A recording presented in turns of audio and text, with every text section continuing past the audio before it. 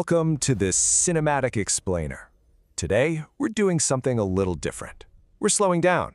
We're stepping completely away from the noise of our daily lives, and we're setting out on a deeply calm, transformative journey into the source material of an ancient spiritual truth. So, take a deep breath, clear your mind, and allow yourself to just absorb the timeless beauty of what we're about to uncover. Let the golden, transcendental atmosphere of these concepts wash over you. Okay, let's dive into this. Have you ever wondered, amidst all the vast oceans of information, the philosophies, and the ancient text, what does it all actually build up to? Think about it. If you take all the ancient Vedic wisdom, which is often described as this cosmic, glowing tree of knowledge meant to fulfill every human desire, what's its true purpose? What is the single ultimate culmination of it all? Well, that massive cosmic mystery is exactly what we're going to explore today. I want to read this profound translation to you, and we'll take it nice and slow.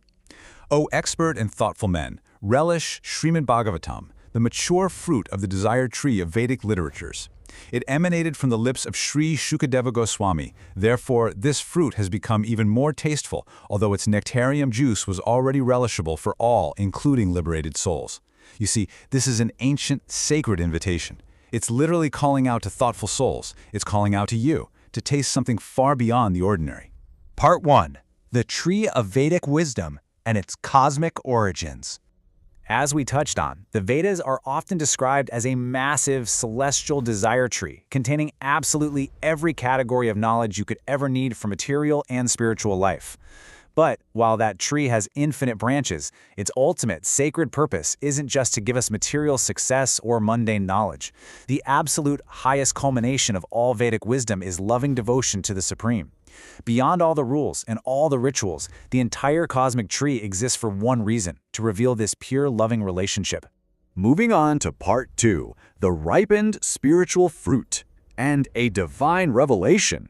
And this brilliantly illustrates our next core concept. If the Vedas are the tree, then the Srimad Bhagavatam is the fully ripened fruit hanging right from its highest branch, dripping with spiritual sweetness. To really understand why this fruit is so sweet, we have to grasp this crucial Sanskrit term, rasa. Rasa translates to the eternal search for spiritual taste, emotional exchange, deep affection, and true soul fulfillment. And you know, every single one of us is naturally and eternally searching for this. We are all looking for that profound connection, that feeling of being completely and deeply loved, and loving completely in return. Now, what's really interesting about this slide is the contrast between where we usually look for this rasa versus where it actually exists. In conditioned material existence, our search for emotional fulfillment usually just results in distorted reflections. We find these temporary, sensual experiences that eventually and inevitably lead to material suffering simply because they just don't last. But in our original spiritual reality, we find true transcendental bliss and a pure, loving relationship with the Supreme Lord. The material world offers temporary shadows, right? While the spiritual reality offers the eternal, joyful substance we are actually yearning for. Which brings us to Part 3, the descent of divine nectar and preserving the sweetness. So you might be asking, how does this pure, ultimate spiritual joy actually reach us here in this conditioned world without losing any of its power? Well, the answer is the disciplic succession. This is a chain of perfect spiritual transmission that begins in the spiritual world itself.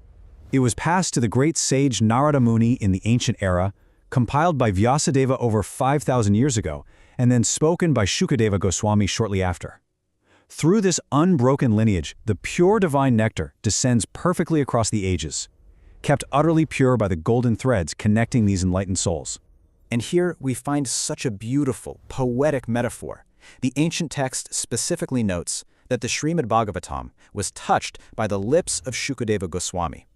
You see, in Vedic culture, when a ripe fruit on a tree is touched by the beak of a parrot, it's actually said to become even sweeter. Shukadeva Goswami, who is a fully liberated sage with absolutely zero interest in material things, is being compared to that parrot.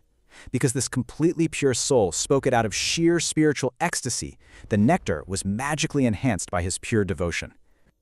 So, the crucial point here is that the messenger matters just as much as the message. To experience this true bliss, we have to receive this wisdom from the perfect messenger, someone completely liberated from birth, irresistibly attracted to divine pastimes, a truly authentic spiritual representative, and utterly free from material motives. If we want to awaken our own hearts, we really must hear this source material from genuine teachers who have these exact qualities, rather than those who might distort sacred truths for their own material gain.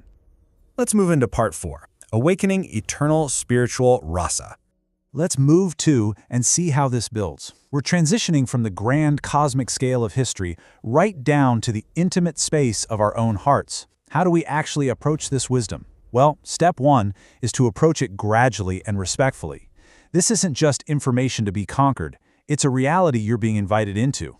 Step 2 is to hear submissively from authorized, pure sources. It's about opening our ears and setting our egos aside. And finally, step 3. By taking these deliberate, sincere steps, we naturally awaken that eternal devotion that has been dormant within our hearts all along. The result of that sincere process is absolutely stunning. Through sincere and submissive hearing, the soul doesn't have to wait lifetimes to feel the effect. It experiences immediate transcendental bliss. This isn't just a quiet relief, it's a joy that far surpasses mere liberation from material suffering. It is an active, radiant, and deeply emotional state of joy. And finally, part 5, the path of devotional bliss and finding peace. So we've traced the highest wisdom from a massive cosmic desire tree all the way down to the simple practice of opening our own ears. The Srimad Bhagavatam is definitely not just a book. It's a living, heart-opening experience. It reveals your soul's eternal loving identity.